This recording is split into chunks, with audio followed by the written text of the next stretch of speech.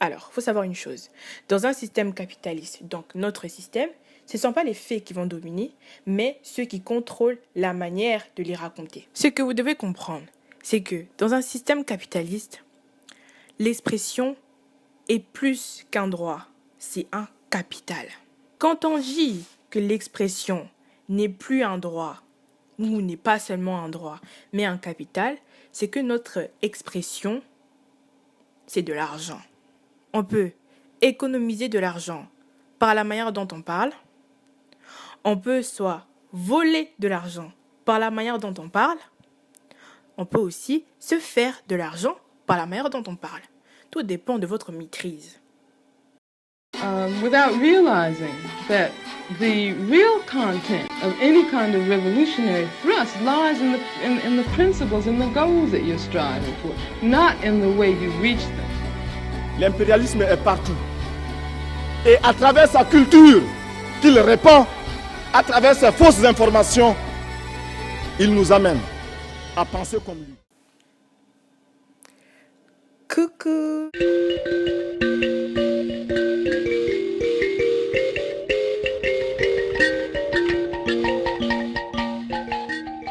Je suis super contente de vous revoir et de refaire ce type de contenu. Franchement, ça m'avait tellement manqué. Ça va faire 2 mois maintenant que j'ai pas fait ce type de contenu.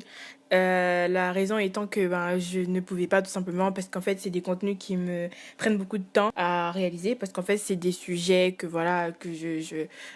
sur lesquels je fais ma réflexion. Ensuite après je vais faire des recherches pour savoir, pour développer le sujet et après avoir une conclusion et aussi pouvoir tenir une suite logique et après synthétiser tout ça pour après prendre la parole. C'est vraiment tout un processus. Donc voilà, en tout cas, ce type de contenu revient et ça revient en force parce que j'ai tellement de sujets que j'avais mis dans mes notes, en fait, dans l'application Notes, en fait, sur iPhone, que j'ai pas pu, franchement, c'est juste des sujets, c'est des idées que j'ai eues, mais j'ai pas pu avoir le temps de les développer. Je les ai pas juste développées. Voilà. En fait, j'avais une pensée qui m'était venue. En fait, je voulais comprendre en quoi comment le capitalisme utilise notre liberté d'expression. Parce que, comme vous savez tous, le capitalisme détourne tout au profit du bénéfice. En fait, c'est ça. On va trouver voies et moyens pour tout transformer en produit et ensuite avoir des bénéfices. Quand j'ai eu cette idée-là, je me suis pas forcément dit que voilà, c'était un sujet de fou et tout, mais plus j'écrivais sur le sujet, plus je me rendais compte que mes parties étaient super pertinentes et je devais en parler. Voilà. Donc voilà, le thème de cette vidéo, la thématique de cette vidéo, c'est l'expression et le capitalisme. Et on va essayer de comprendre comment, dans un système capitaliste, qui a le pouvoir de parler, a le pouvoir tout court. Ma problématique serait la suivante. En quoi l'expression assoit-elle le pouvoir ? Pour répondre à cette problématique, j'ai fait 3 parties, ensuite après une conclusion. Donc voilà. C'est parti pour la vidéo. Accrochez-vous, c'est super bien. La liberté d'expression n'est pas seulement un droit absolu, mais un outil de pouvoir quand elle est bien utilisée. Maintenant, on va étudier ma problématique pour ensuite mieux comprendre mes parties. Quelle était ma problématique ? Ma problématique était en quoi l'expression assoit-elle le pouvoir ?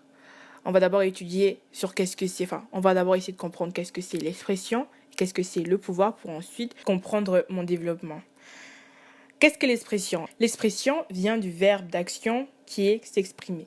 S'exprimer veut dire faire connaître une pensée, une idée par le langage.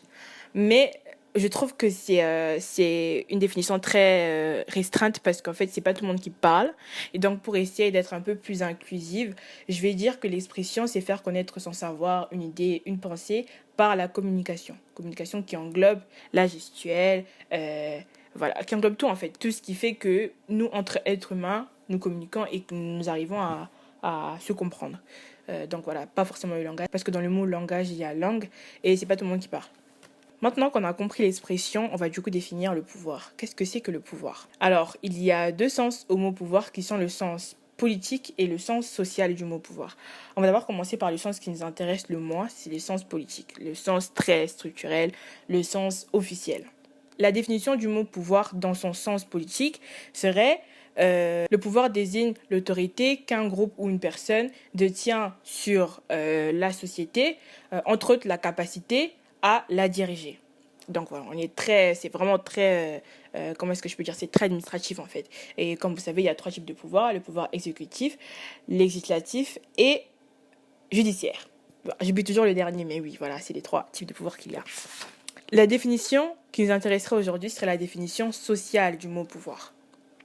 Donc, dans la définition sociale du mot pouvoir, on dirait que le pouvoir, c'est une influence ou une domination qu'un groupe de personnes ou qu'une personne exerce sur d'autres. Ça veut dire, là, il y a des mots qui m'intéressent dans cette définition-là. Il y a le mot influence, il y a le mot domination. Donc voilà, c'est vraiment ça les mots qui m'intéressent. Donc, dans la définition sociale du mot pouvoir, il ne s'agit pas d'une définition officielle. C'est vraiment une définition qui a été étudiée dans la sociologie, etc. On étudie le comportement d'être humain, on essaie de définir en fait ce qui définissent les hiérarchies, donc le pouvoir.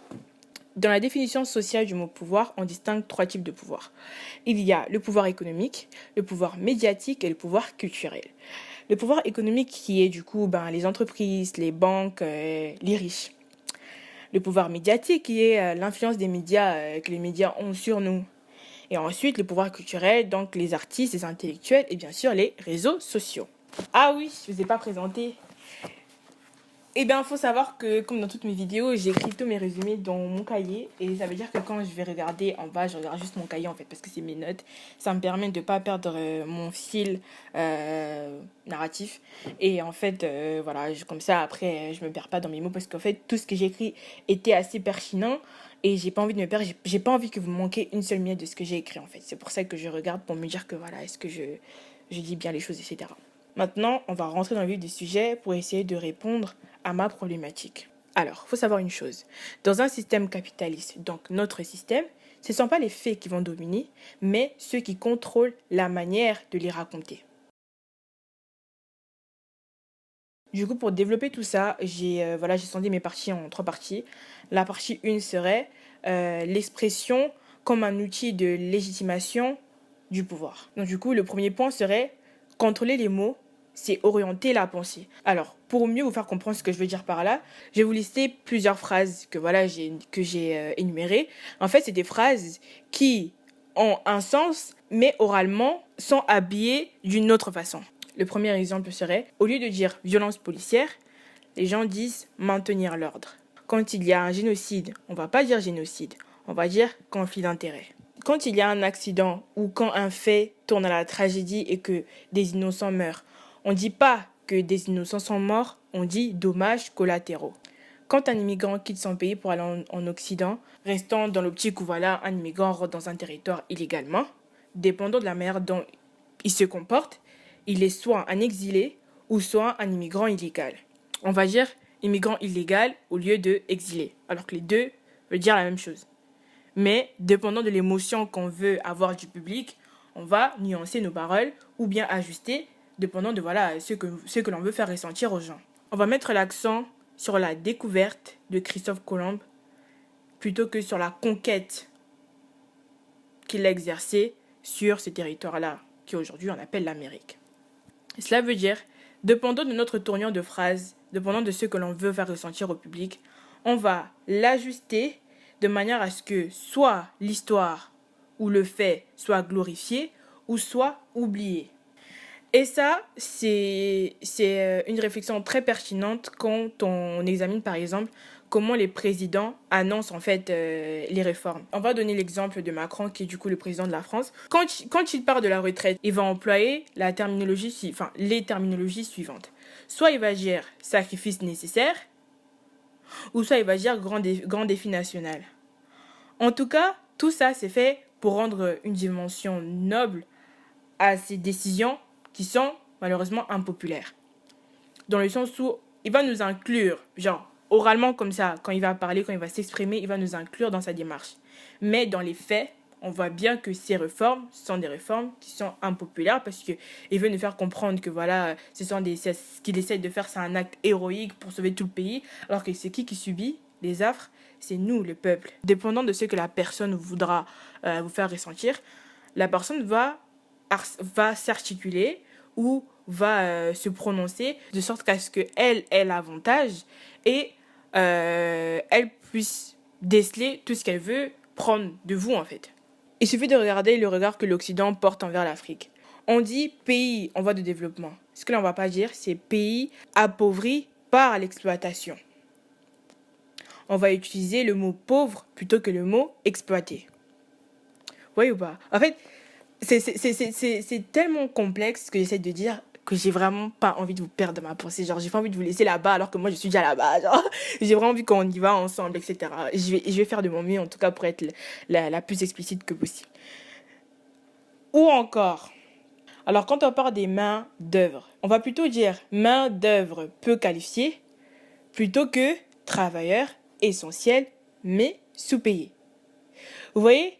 En fait, il y a des formulations là qui sont faites pour couvrir en fait la bêtise et essayer de la justifier indirectement. Vous voyez ou pas? C'est-à-dire que sans le savoir, franchement, je vous dis des trucs, je pense que moi-même ça m'a choqué en fait quand j'ai fait mes recherches et tout, que j'ai vu qu'il y avait vraiment des nuances qui étaient appliquées tous les jours, qui déconsidéraient toute une communauté, tout un peuple, mon peuple par exemple, en tant que femme noire, en tant que congolaise, en tant qu'immigrée en fait.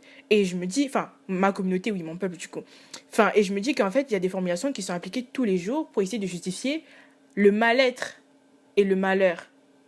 Et non seulement la justifier, mais aussi l'expliquer plus tard. Enfin, du coup, ça revient à la même chose. Mais dans le sens où on la justifie, on la normalise. Et ensuite, après, quand on va rattraper les bottes des gens qui usent de ce genre de terminologie à leur faveur, ils vont s'expliquer en fait. On va nous faire comprendre que si ces termes-là sont utilisés, c'est pour notre bien.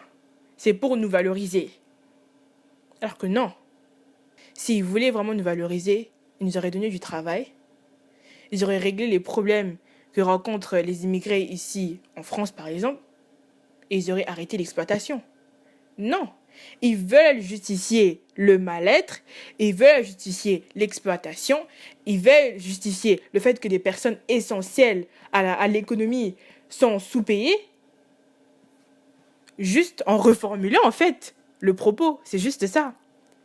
Ils vont pas chercher à aller combattre contre les inégalités, etc., etc. Ils vont mettre un pansement qui sera la formulation en fait de ce que la personne est en train de subir.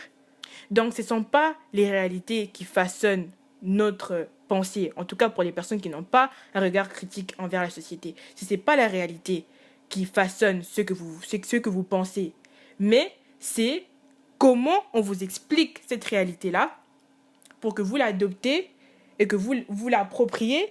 Donc l'expression ne reflète pas seulement le pouvoir, mais elle la justifie.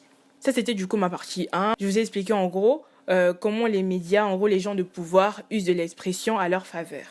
Donc voilà, c'est juste en la détournant et en la reformulant que voilà, aujourd'hui, les injustices persistent. C'est parce qu'en fait, les personnes qui sont en tête du pouvoir expliquent ces injustices-là, mais de manière indirecte.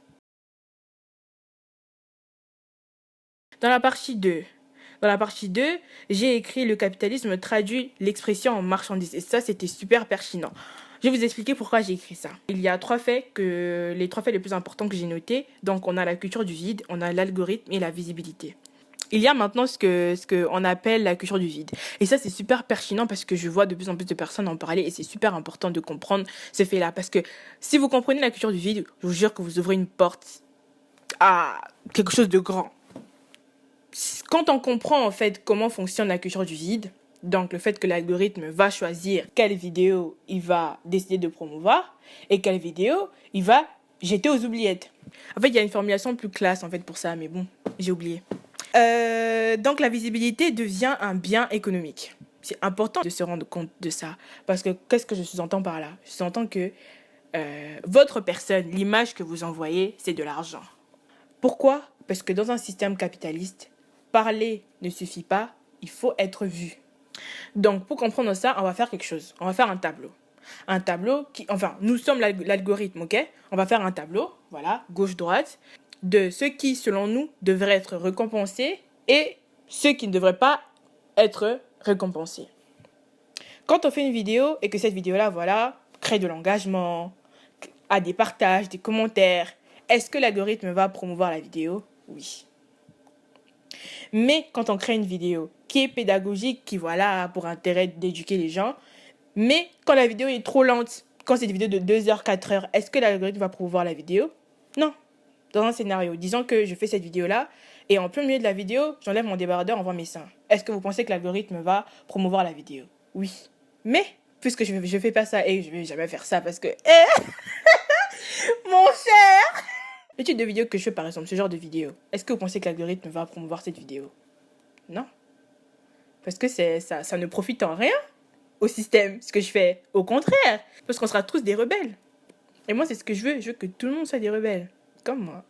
Et enfin, il y a un type de contenu que l'algorithme adore. C'est le contenu rentable.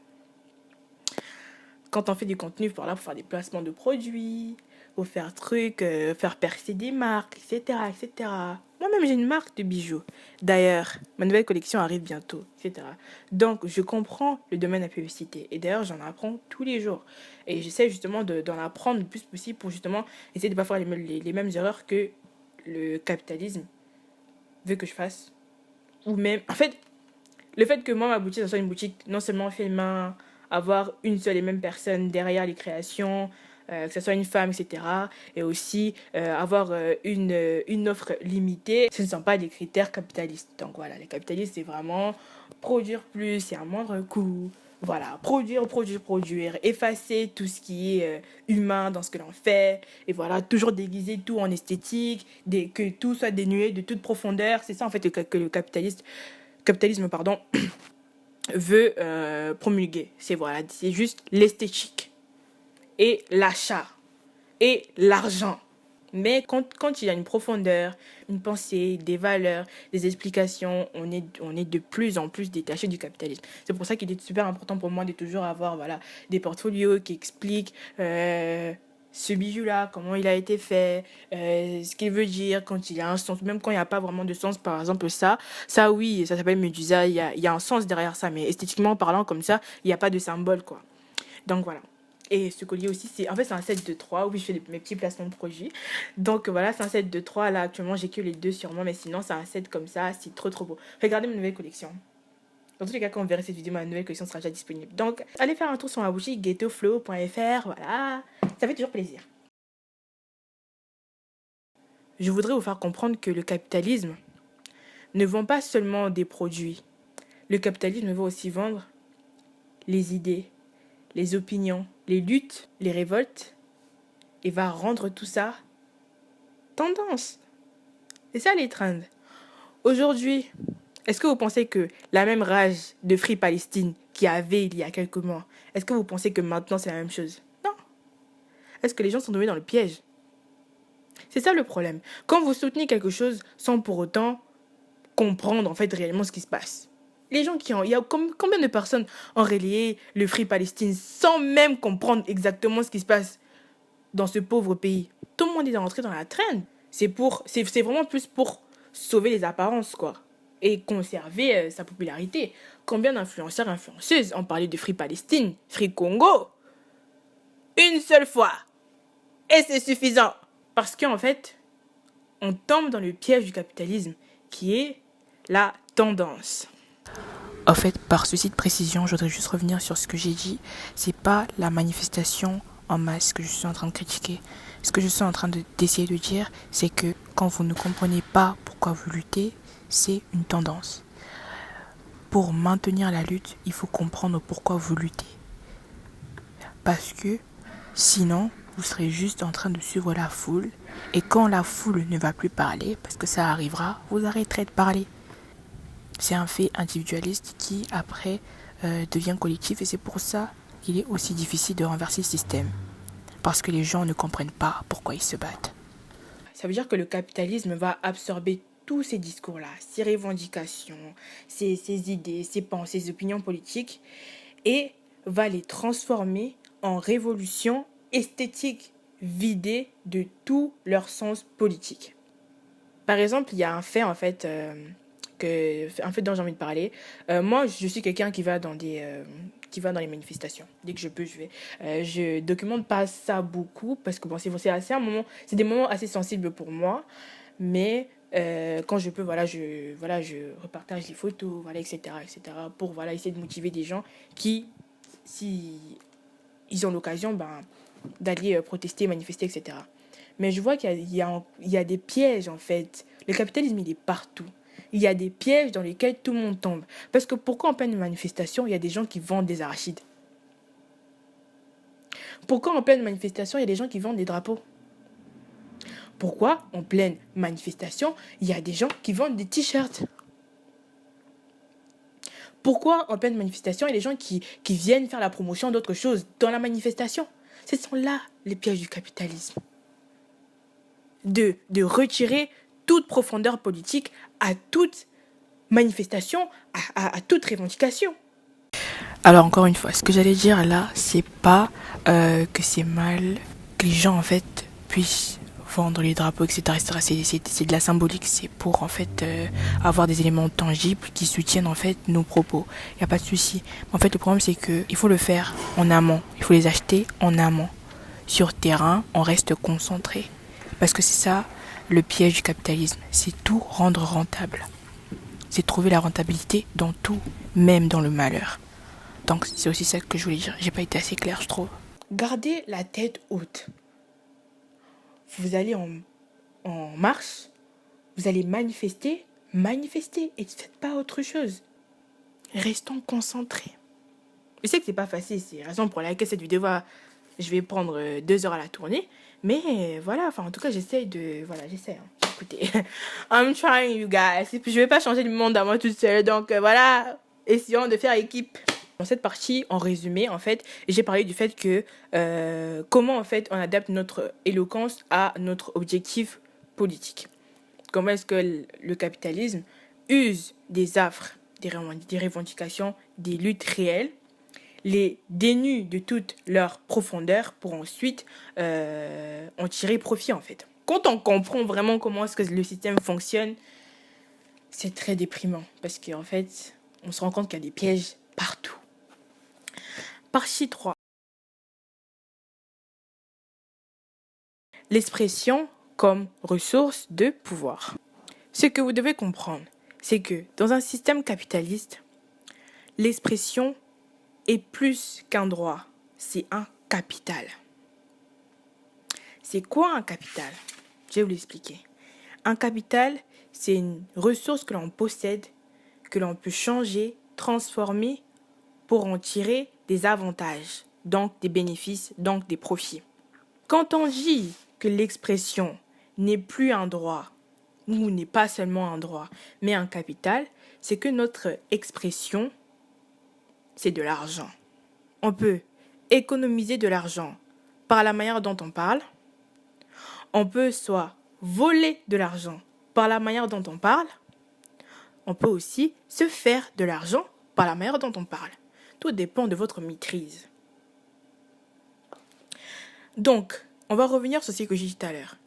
Quand la visibilité devient marchandise, donc c'est déjà de l'or.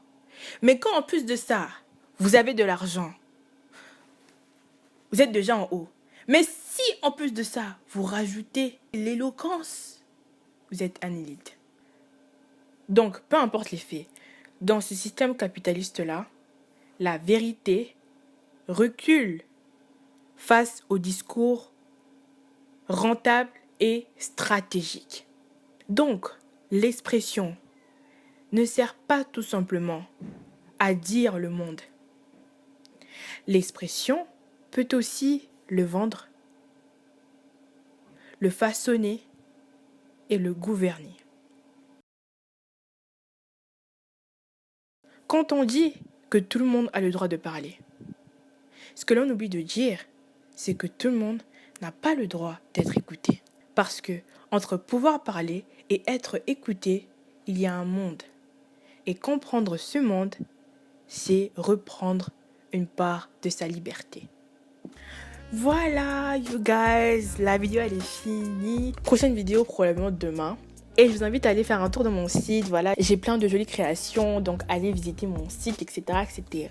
Ça me fait toujours plaisir. Et voilà, je vous dis à demain pour une prochaine vidéo. Si c'est pas demain, c'est le jour d'après. Mes vidéos seront toutes aussi pertinentes les unes que les autres. Donc voilà, je vous dis à plus et je vous remercie de m'avoir écouté jusqu'à la fin. Au revoir.